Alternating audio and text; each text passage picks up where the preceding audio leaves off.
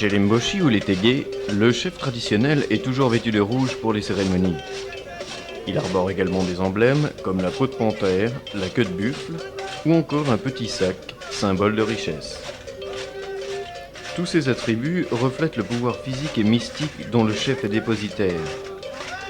Il est en effet responsable de la justice traditionnelle au sein du clan, mais aussi chef religieux, médiateur privilégié entre les hommes et les esprits fondateurs mythiques du clan.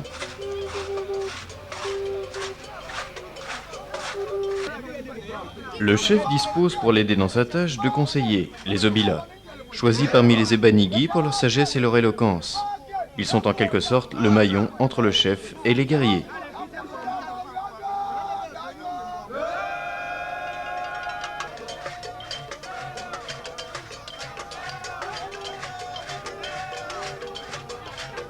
Dans la société Tégé, ces guerriers, les Ebanigi, constituent un corps d'hommes de main et de messagers, ayant pour première fonction d'animer les structures sociopolitiques par leurs chansons et leurs danses.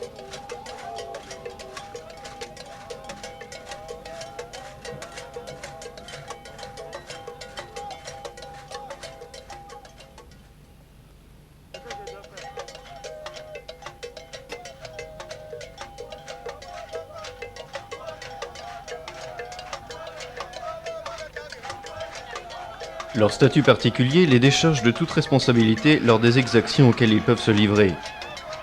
Pillages, dégradations et viols, comme ici mimés dans l'exaltation provoquée par la présence de la caméra.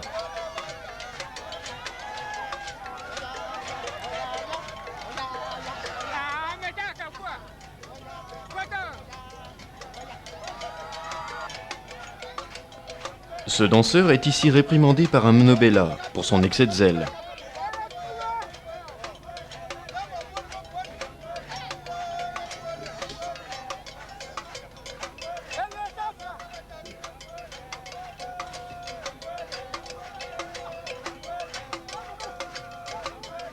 Représentant l'aspect parfois répressif et arbitraire du pouvoir du chef, les Ebanigi n'agissent que sur son ordre et ne sont responsables que devant lui de leur violence.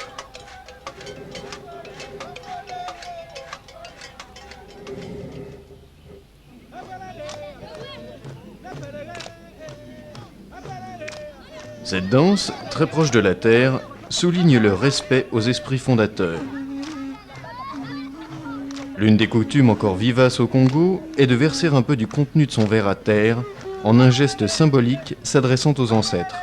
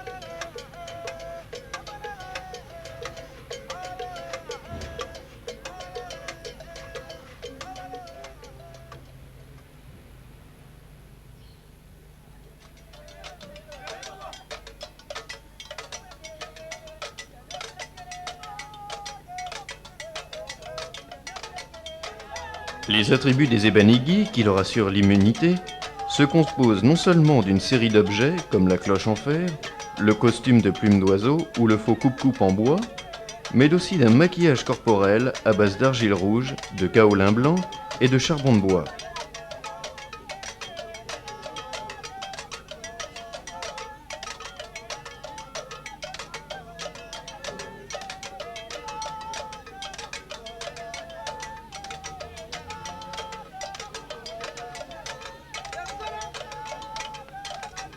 Cet homme, menant la cérémonie, est le chef de danse, probablement un Obela.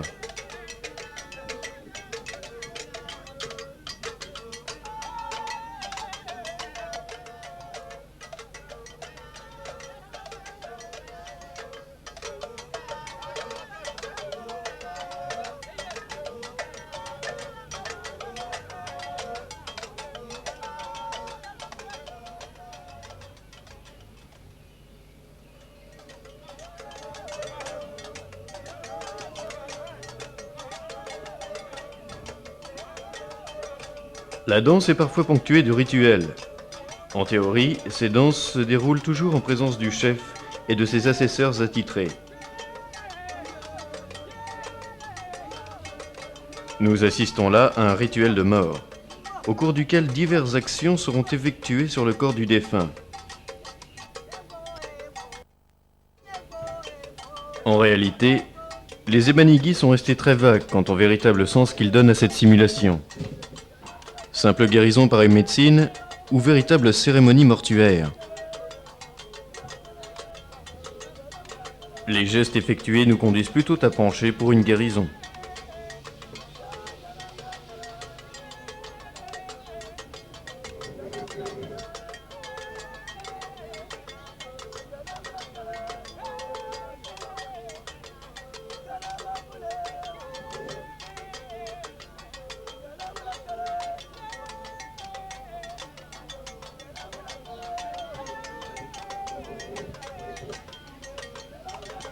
Quoi qu'il en soit, le danseur simulant, encore convalescent, se relèvera au bout d'une vingtaine de minutes passées en plein soleil.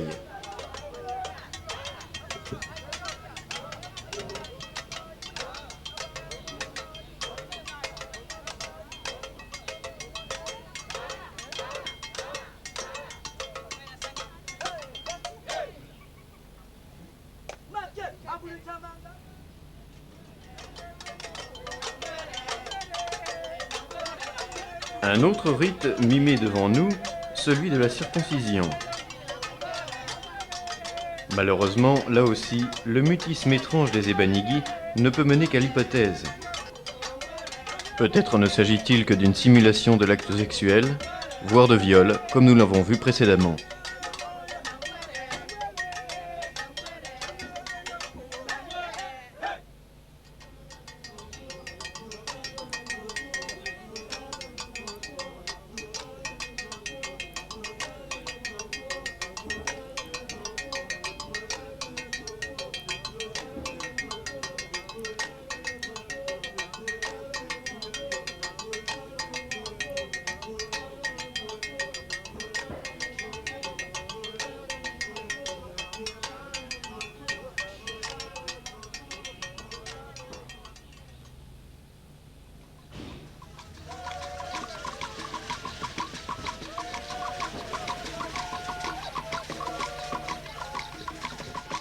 Dans la société Mbéré et Tégué, le Nzobi est utilisé à la fois pour désigner une caste d'hommes vertueux, un fétiche protecteur et une association de danse. Le cercle des initiés s'engage à se conduire avec moralité, à éviter mensonges, vols et irrespect. Les attributs du Nzobi sont semblables à ceux des Ebanigi. Seuls les grelots diffèrent.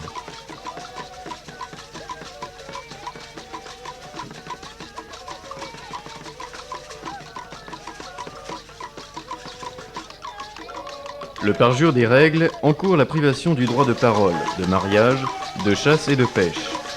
Privation de ses droits civiques purs et simples, amenant à l'exclusion du clan.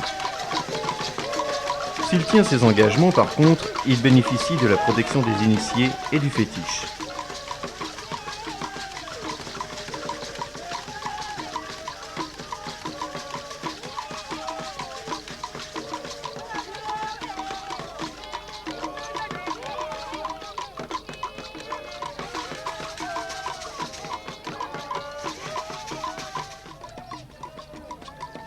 Cet enfant est le fils du chef de danse, si ce n'est du chef de clan. Il est destiné à occuper les fonctions de son père à la mort de ce dernier.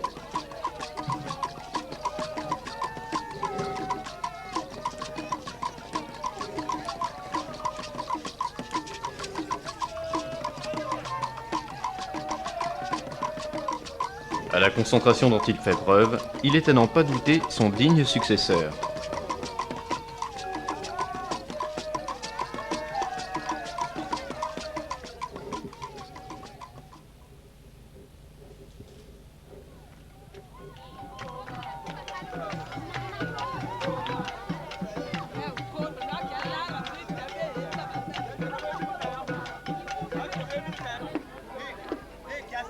Figure centrale et fondatrice du Kébé-Kébé, L'étéi, sculpture en bois figurant une tête humaine à cou de serpent, surmonte un pagne circulaire en raffia, partiellement recouvert de plumes.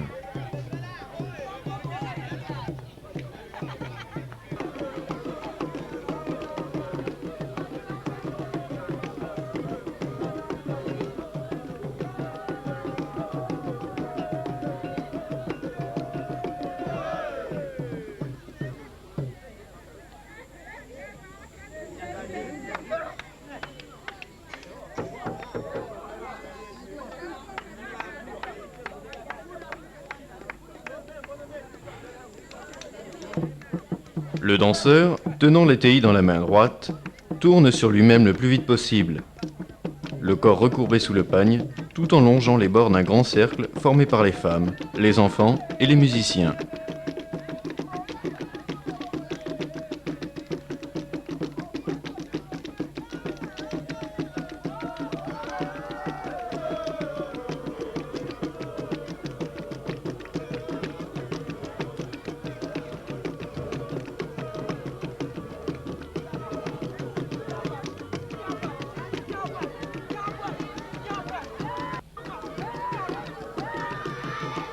Il est guidé de la voix par un secondant qui le précède dans son tournoiement, recueille les plumes qui peuvent se détacher du pagne et doit s'assurer qu'à aucun moment le public n'est en mesure d'apercevoir une partie découverte de son corps.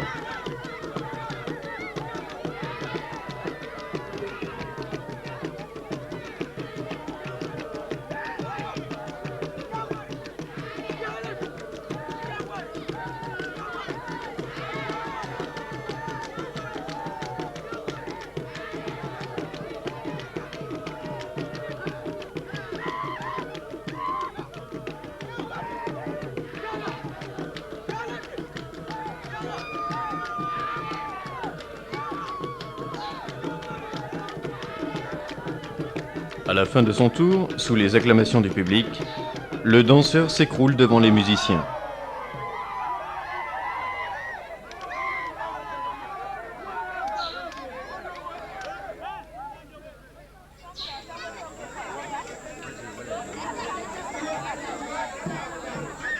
Entre chaque tour de danse, les femmes et les enfants entament une sorte d'intermède.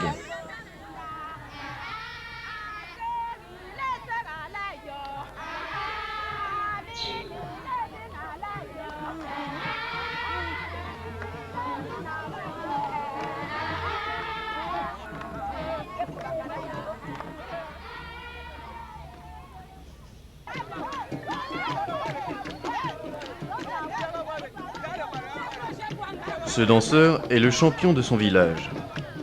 Il est capable de tourner ainsi plus de 2 heures d'affilée.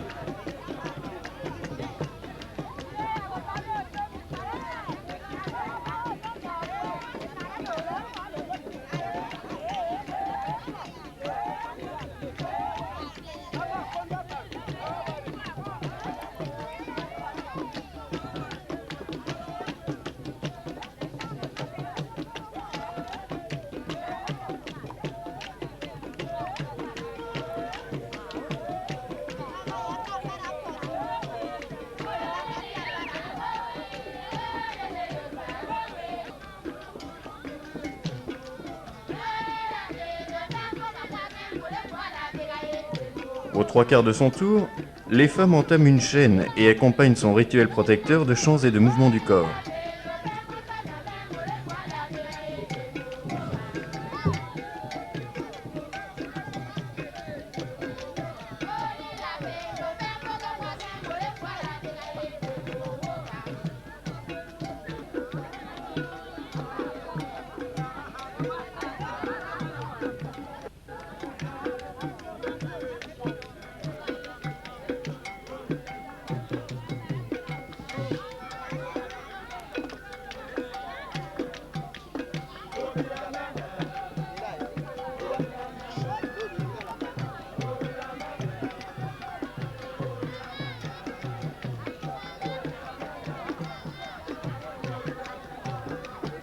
À la fin de la cérémonie, épuisé, le danseur pourra se retirer, laissant la place aux manifestations des villageois.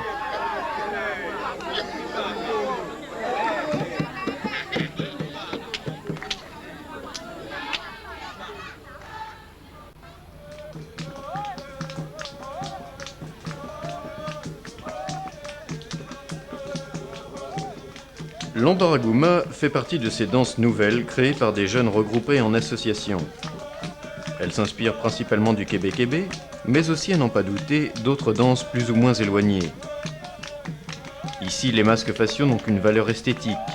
Aucune préoccupation magico-religieuse ne motive plus les participants, créant ainsi une cassure nette et traduisant un glissement des traditions vers un folklore destiné au monde des non-initiés.